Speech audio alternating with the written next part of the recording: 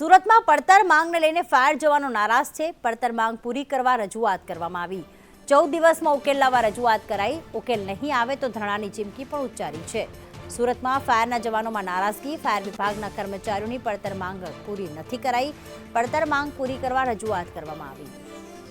આઝમ અમારી સાથે જોડાઈ ગયા છે। આઝમ, શું માંગ છે આ ફાયરના જવાનોની? સુરત મહાનગરપાલિકા સંચાલિત જે ફાયર કર્મચારીઓ છે તેમના માટે યુનિયન સીધી રીતે બહાર આવ્યો છે અને આ સુરત સુધારાય કામદાર સ્ટાફ યુનિયને મનપાના ડેપ્યુટી કમિશનરને આવેદનપત્ર આપીને ફાયર એન્ડ ઇમરજન્સી વિભાગમાં ફરજ બજાવતા કર્મચારીઓની જે પ્રશ્નોનું નિરાકરણ માટે જે રજૂઆત કરવામાં આવી હતી તે હજુ સુધી ના સંતોષાય। કે 2 અઠવાડિયામાં નહીં આવશે તો સામૂહિક કેઝ્યુઅલ લીવ ધરણાનો કાર્યક્રમ કરવાની ચીમકી આપવામાં આવી છે।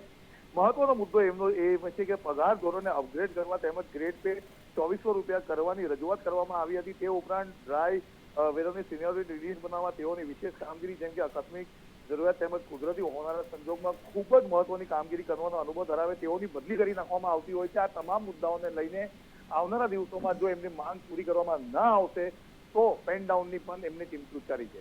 આભાર તમામ વિગતો માટે।